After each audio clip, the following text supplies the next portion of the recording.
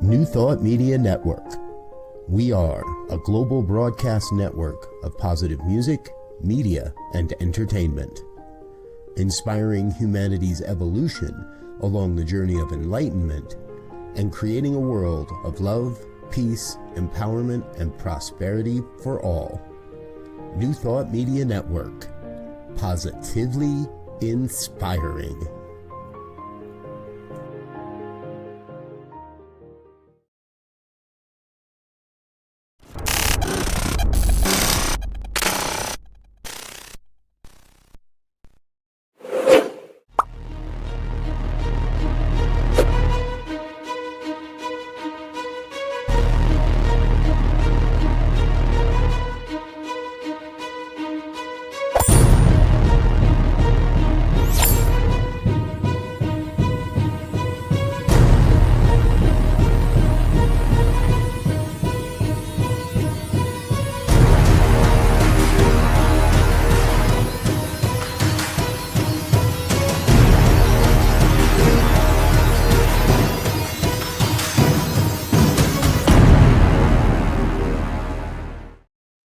And now the good news.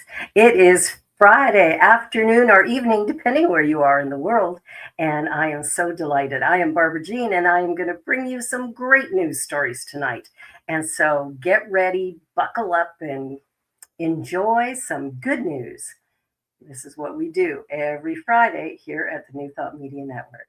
Well, the first one is a man has a dream about having a heart attack, and it leads to a real life diagnosis and a life-saving surgery. So a man who dreamed he died of a heart attack took it as a sign and was soon diagnosed with a dangerous heart condition. Thank goodness for dreams. Jeremy Schwartz had a vivid dream in which he suddenly died of a heart attack while climbing Amadablam, a 22,000-foot mountain he was due to climb during the then upcoming month of October in 2025. Earlier that year, he rode a bicycle across the whole 1,000-mile length of Italy and completed a solo 120-mile circumnavigation of a mountain range in Albania. In short, he was the last 63-year-old you would imagine suffering a heart attack. Nevertheless, after awaking from his dream, Schwartz immediately searched online for a consultant cardiologist and went for an appointment 2 days later. I've never had anything like a premonition before, but this dream was so strong and so clear that it left me with an overwhelming sense of importance and urgency. It was so vivid, clear, and memorable.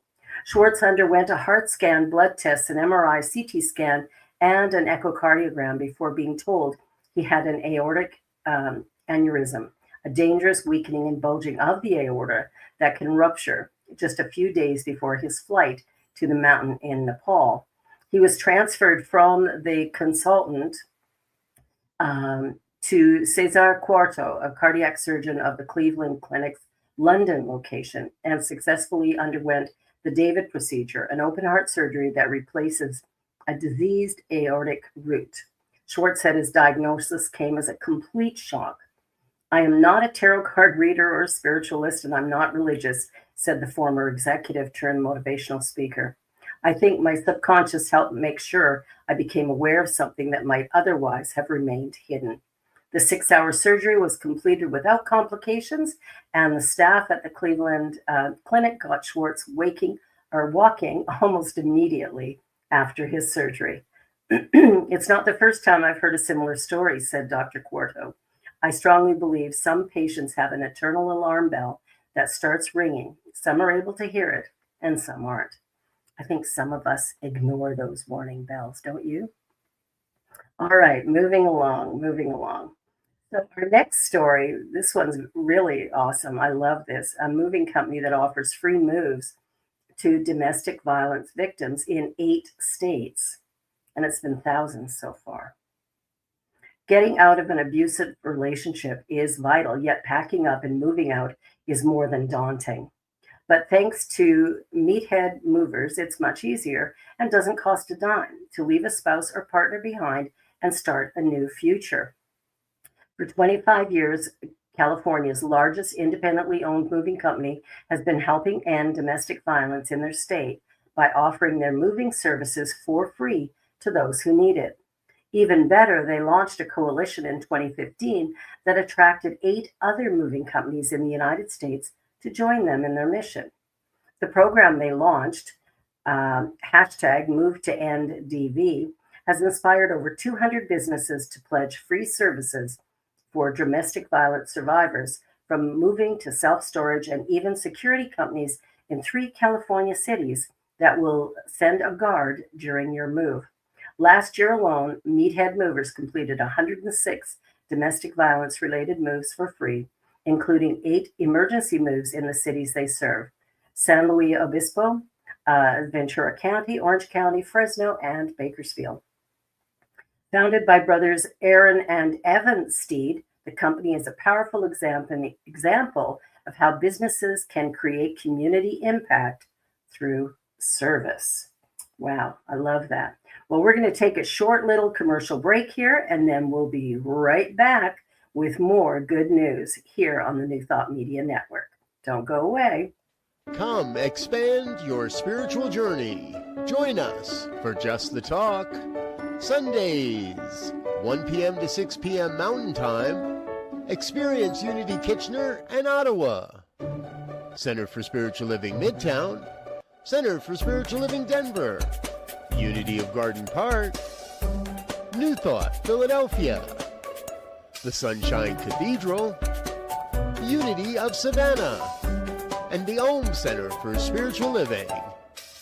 Come unleash your spiritual potential with New Thought Media Network.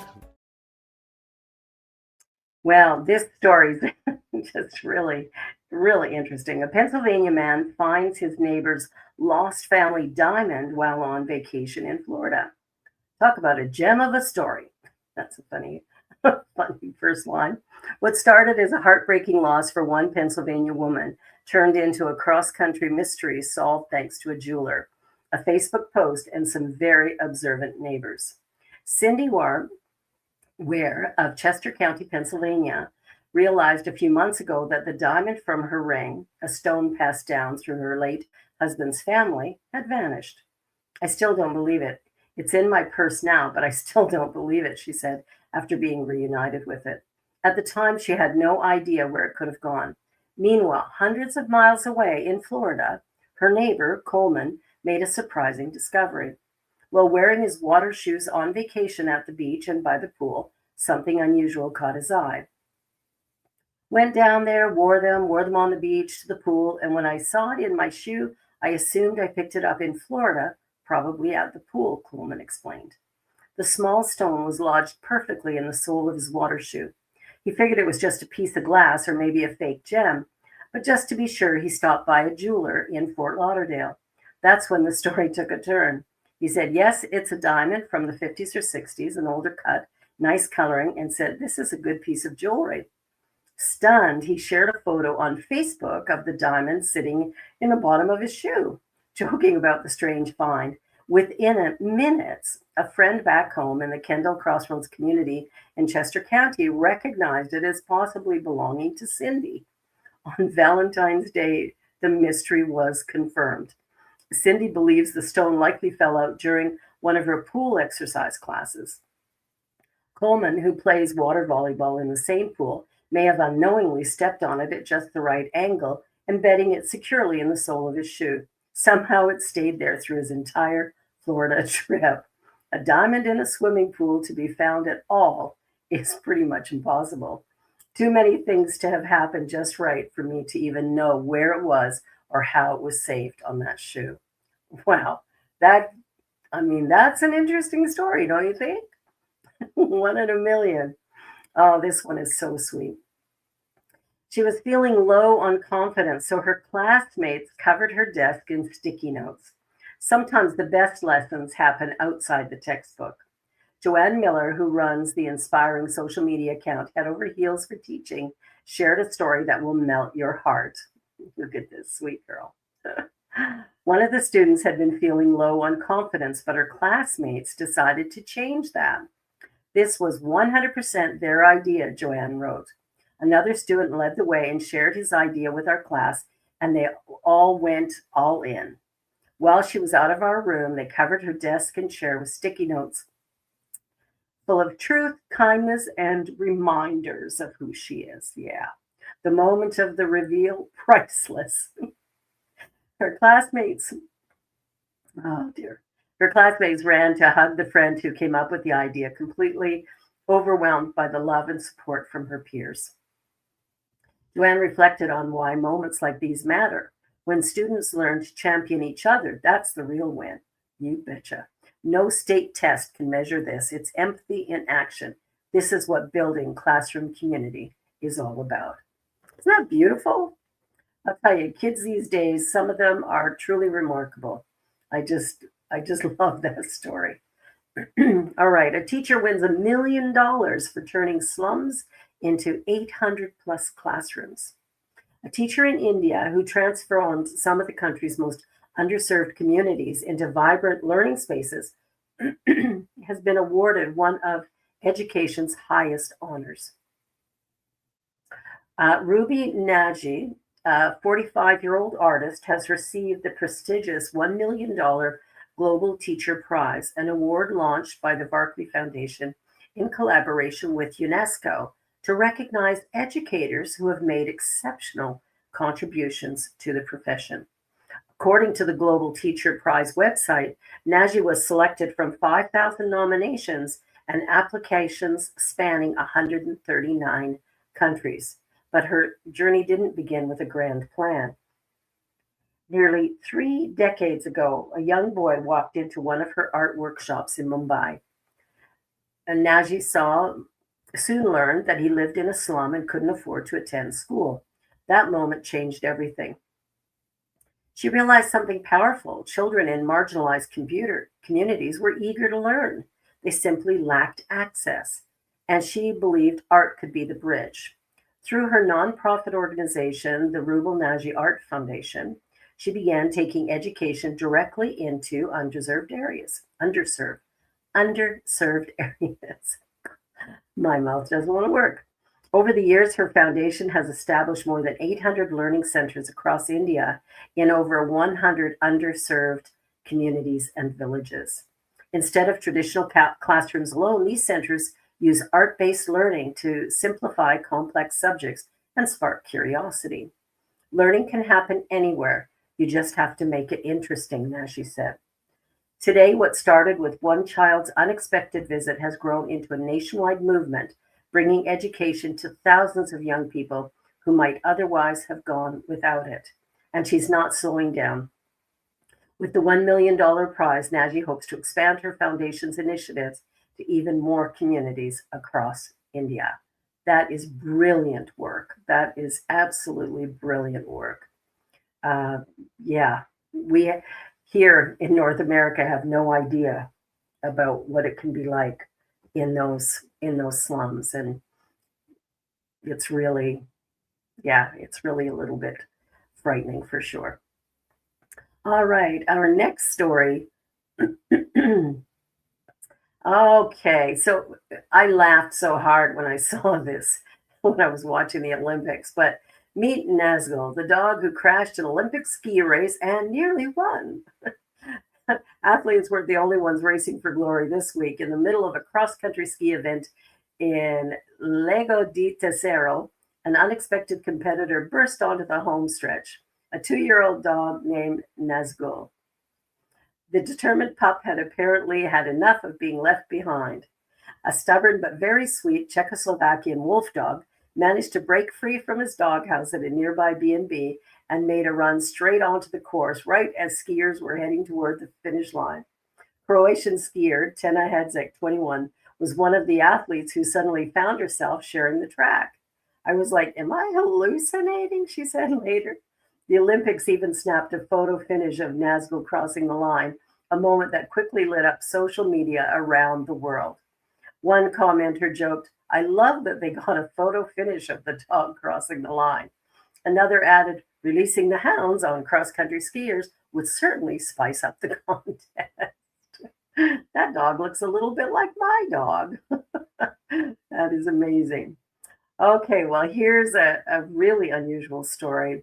There's a man who discovers a rare mammoth bone in Missouri. Yeah, a discovery in northwest Missouri has taken us back in time when massive mammoths may have roamed the Midwest. Local paleontologist Jason Howry may have just made the most significant discovery of his career, a femur believed to belong to a Columbian mammoth. The bone was found at a site where earlier remains and associated tools had already been partially authenticated by professional anthropologists, adding even greater weight to the find. When I first got there, it was the very first thing that I saw. And I looked down and there it was. And I was like, no way. There's a specific texture to the Ice Age bone that doesn't feel like anything else in the world. When you feel it, it has this sticky, glassy texture to it. So as soon as my hands hit it, I was like, I know this feeling. Beyond the thrill of discovery, Howery is passionate about sharing what he finds. Through community programs and school outreach, he hopes to ignite curiosity in the next generation. Really, the goal is to inspire kids to put their phones down and get out into nature and explore because there's so much history that is still out there right below their feet. There are no guarantees in fossil hunting, but for Howard, that's part of the beauty of it. So many possibilities, and you never know what's going to be there. You don't always find things, but you find peace, you know? And sometimes, if you're lucky, you find a mammoth. I love that. I love that. Well, when I was in Africa, I got to see some rhinos, and so I thought I would throw in this rhino story. Diseased rhino recovers after a Florida zoo team surprised um, locals with pioneering veterinary tactics. A Florida zoo team recently traveled to Zimbabwe after they were asked to help a white rhino suffering from a parasitic eye infection. They came up with a ridiculous idea to corral the wild animal, earn its trust as if it were a horse or dog, and administer eye drops and other care. It took place outside of the Wangi National Park, where a special project called the Community Rhino Conservation Initiative was ongoing to reintroduce members of the southern white rhino subspecies onto communal lands to give locals a stake in the animal's future. The Palm Beach Zoo and Conservation Society CEO, Margot McKnight, was visiting the area in August of last year. She was alerted to a problem and asked to help. A male rhino named Thunza seemed to be on the verge of scratching himself blind. This rhino had bleeding eyes. He was rubbing his eyes, said the ironically named Mark Butcher, managing director at a local safari lodge supporting the initiative. Yeah, that's an unusual name. And I was looking at the potential where this guy was going to lose his eyesight. And this is in a pilot project that's got fantastic vision for a future for conservation through Africa. McKnight, along with several animal behaviorists from the Palm Beach Zoo, who arrived later, proposed a method they'd been developing with their own animals, where the injured or ill creature are desensitized to caregiving through their own volition. The essence of what that entailed, however, struck the locals as beyond the pale. Believe me, we didn't think of it. It was a completely ridiculous idea to us. But without trying all of the things that we could to rectify that situation, we would have been in trouble, I think. It entailed coaxing the rhinos into corrals using their favorite food before gradually helping them grow accustomed to the presence and touch of humans through skirting water on their face, petting them, and pulling gently on their horns. Within 2 weeks, they were able to get Thunza to come close to them, stay put while the team administered eye drops directly into the infected eye, and train the local security force to do the same in case the infection should return. The Florida Zoo team left excited both about Thunza's long term health prospects. The southern white rhinoceros is the most numerous in the world and the most widely dispersed across Africa. Like all rhino, they are at severe risk of poaching for their horns, but when measured across the whole of their range, are not considered endangered. I believe it's only the black rhino that was considered endangered. All right. Mosquitoes. Don't you just love mosquitoes? Infecting mosquitoes with a natural bacteria lowered the dengue rate by 70% in a citywide experiment. A gold standard scientific trial revealed an existing mosquito control method works not only to reduce insect numbers, but also the diagnosis of dengue fever in the area. Uh, Dengue, also known as breakbone fever, is a severe viral infection spread by mosquitoes that can be debilitating when caught and lethal if caught again. In Singapore, populations of the Nile mosquito are controlled by releasing captive bred male mosquitoes carrying a kind of bacteria called Wolbachia, found on many insect genera. The Wolbachia, in this case, have been modified to make any eggs born via breeding with the infected mosquito sterile, a technique known as Wolbachia mediated incompatibility insect technique, sterile insect tech. Wow, that's a mouthful. Even though it is practiced in different parts of the world, there's never been a randomized control trial done on its effectiveness at controlling or reducing the transmission of mosquito borne diseases. The faculty of the Environment Health Institute and Singapore's National Environment Agency, along with a few collaborators, selected 15 densely populated areas of the city state and randomly divided them into groups that would receive a transplanted swarm of IIT-SIT male mosquitoes and others that would receive none. The scientists didn't know which areas saw the mosquito release when they began to use traps to catch and estimate mosquito population, but National Health Statistics to observe the number of dengue fever cases for 20 months. By the study's end in 2024, the amount of mosquitoes recorded inside the traps set in wards were released plummeted 77%. Of residents who tested positive for dengue fever, 21% were recorded in the control areas, while just 6% were in the study areas, a transmission reduction of around 71%. Those are pretty darn good results, if you ask me. Wow. The study is the first scientifically robust evidence that IIT-SIT Wolbachia is effective at controlling both dengue and the mosquitoes that spread it. Invaluable as the world is living through a sort of dengue explosion.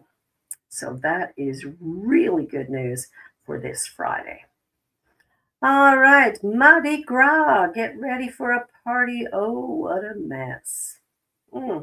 Plastic Mardi Gras beads just end up in landfill. So Coalition swaps in seed beads and jambalaya spice packets. Flung plastic beads, coins, and other trinkets can seem like treasures in the heat of a Mardi Gras moment. But if you've ever seen the streets of New Orleans the morning after, you'd recognize only trash. That's why a coalition of government agencies and nonprofits is creating seed beads, biodegradable party favors, and culturally smart alternatives like bags of jambalaya spices as a way of cutting back on this mountain of party waste. It's not just about removing the unnecessary burden of 1,123 tons per year from the landfill. It's a climate necessity, as the countless plastic objects have been found time and time again to clog the stormwater system. It should be very serious in New Orleans.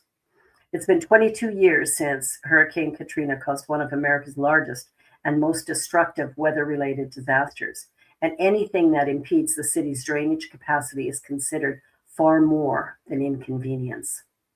Grounds Crew, one of the nonprofits working to reduce the environmental footprint of Mardi Gras, operates within a coalition organized by the city's tourism association called Recycle Dat. I like that. Recycle Dat. At first, the coalition would work to gather up all the Mardi Gras waste, whether drink cans or plastic beads, and either repackage them or recycle them. Founder of Grounds Crew, Brett Davis, realized that unfortunately the work was cleaning the streets of toxic, cheap crap no one wanted and preparing it only to clutter the streets again. Since the 2024 Mardi Gras season, he's managed to sell $1 million of interesting and/or environmentally sound throws. Davis, a New Orleans native, told the New York Times that when he was a kid, there was desperation to catch anything that came off the parade floats that plied the city center. After regulations came into effect that prevented any logo or identifiable image on objects thrown from the floats, the name of the game became the cheapest, least valuable stuff participants could afford. It led to the kind of bead fatigue, and now most of what's thrown from the float is neither caught nor desired. Davis's opinion is that all this could change if what's thrown off the floats is actually interesting. So far, he has assembled a large team of volunteers of all age groups to put together tiny burlap sacks of jambalaya slice, native flower seed mix, or plant-based glitter. It's not a totally new idea to throw things of value. In the carnival culture of Mardi Gras, some floats bring really interesting things like hand-painted coconuts, and the idea of scarcity, of throwing something that people actually want, something rare and interesting, not only reduces the ecological footprint of the event, but brings back some of the animus it had when Davis was young. What a great idea. I'll tell you, the people of this world, brilliant to say the least. And now we have our hero of the week.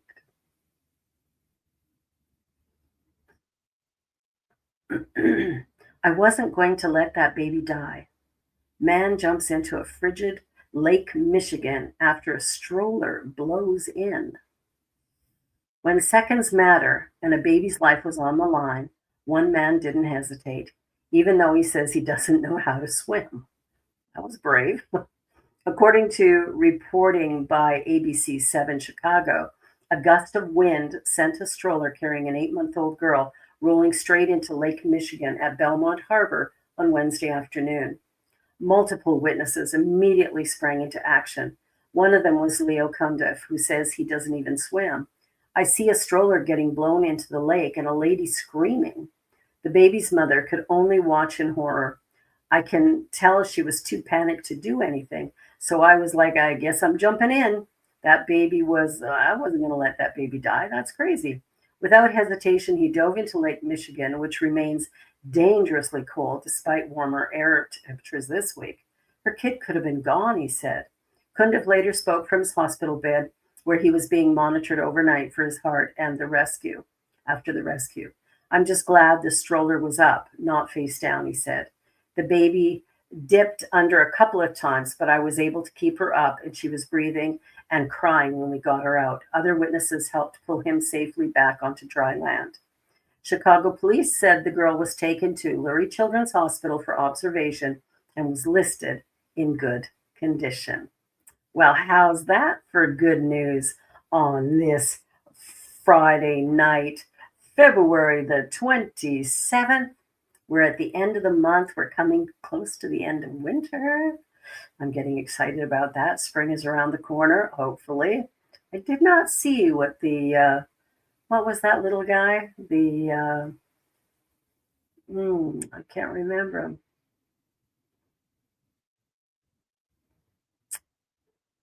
Well, you know which little animal I'm talking about that always sees its shadow.